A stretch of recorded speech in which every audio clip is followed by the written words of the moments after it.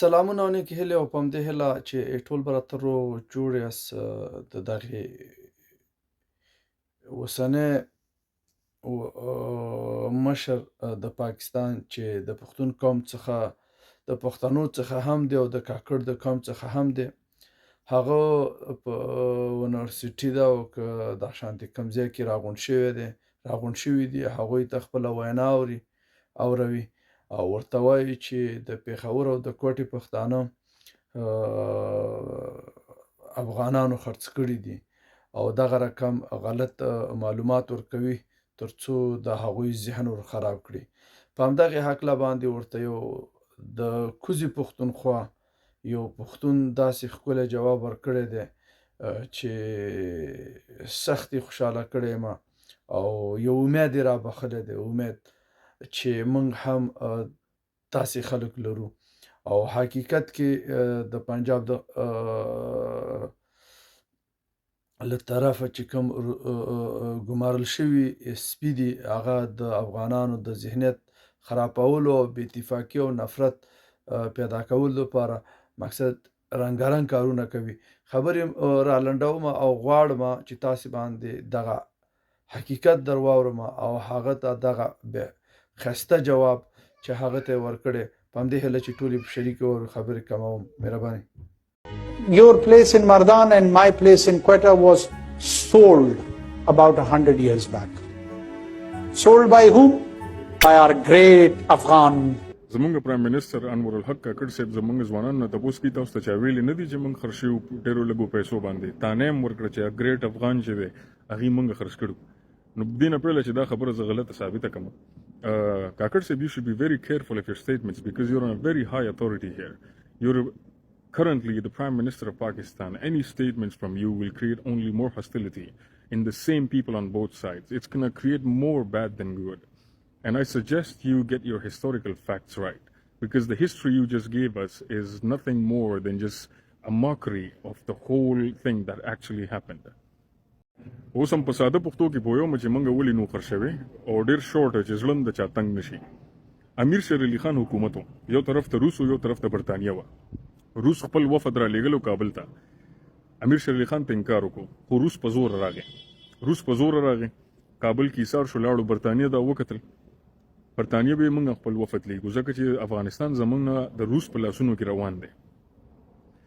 امیر شیر علي خان دې نه انکار وکړو. برطانیه بیا د یو کیپټن په لاس کیپټن لویس کیبګنور په لاس باندې خیبر په لاره باندې 200 فوجیانو سره وفد لیږلو. علي مسجد په مقام باندې چې د افغانو کومه چوکۍ وه فیض محمد دا غزه کیپټن هغه ورته انکار وکړو چې لاره نه درکوم. کیپټن لویس واپس شو. خبره ورو ووتې د جنګ ته ووتې د انګریزانو درې طرف نه حمله وکړه. خیبر طرف نه انګریزانو د ګومل طرف نه حمله وکړه او انګریزانو د کوټه چمن بارډر طرف نه حمله وکړه. خیبر طرف نه انګریزانو مقامی قبایل چې کومو افریدیان له پیسې ورکړې افریدیان انګریزانو سره شول او په افغانانو باندې حمله وکړه. پیلنې ډز په افغانانو باندې او افغانانو کړی دی زمونږ طرف ته افریدیانو کړی دی. کاکړ صاحب دا تاریخ کې وایي هغې نومو خیبر جزایل چیله خیبر کم چې نن سبا پاکستان کې خیبر رایفلز دی دا هماغه خلک کوم چې انګریزانو سره مرسته کړې وه او په خپل افغانانو باندې ډز کړو. خیر انګریزانو ډېرې ځمکې ونیولې. شیر علي خان ډېر زیات کمزور شو صحت خراب شو لاړو روس ته مدد دپاره روس یې مدد ونه کړو.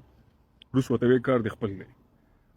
هغه رالو غریب هغه چې عمر ته نږدې شو دغه شو هغه خپل ټول واک سنبال کو امیر یعقوب خان ته هغه وفات شو. امیر یعقوب خان انګریزانو سره دا پلان چې موږ به هرات به موږ ایران ته ورکو لږه حصه به موږ روس ته ورکو او افغانستان به زموږ قابو کې شي. افغانستان یې 3 حصو کې تقسیمول. امیر یعقوب خان وی چې نه مو تقسیموي زه هر شرطونو ته تیار یم. نو ګندمک په مقام باندې کوم چې جلال آباد او کابل ترمنځ دی هلته هم دغه کیپټن لویس کیبګنور امیر یعقوب خان ټول کېناستېدل. زه به تصویر هم دلته وښیم. دې معاهده وکړه. هغې معاهده دا نه وه چې دا ځمکې په موږ راخرڅې کړي. هغه معاهده دا وه چې انګریزانو جنګ وګټل انګریزانو ځمکې وګټلې. امیر یعقوب خان خپل قام خپل ځمکه بچ کولو دپاره دا هم د جنګ اصول دی هغه ټول هر څه ولیکل. خو ځمکو نه علاوه امیر یعقوب خان دا هم ولیکل چې زما د ملک خارجه پالیسي چې کومه ده چې افغانستان به زمونږ په خوله باندې یا دښمني کوي یا دوستي کوي خلکو سره دا هم د انګریزانو په لاس کې لاړه. دا د امیر یعقوب خان په وخت کې د ګندمک په معاهده کې دا شوی. بیا دغه معاهده په ایوز باندې چې امیر یعقوب خان غم ختم شي، د افغانانو غم لږ کم شي، نو هغه ته 6 لک روپۍ ورکړه کېدې. 6 لک په هغه وخت کې نو هغه 6 لک روپۍ باندې موږ خرڅ شوي نو زمونږ نه ځمکې انګریزانو په جنگ باندې اخیستې دي، موږ جنگ بایللی دی.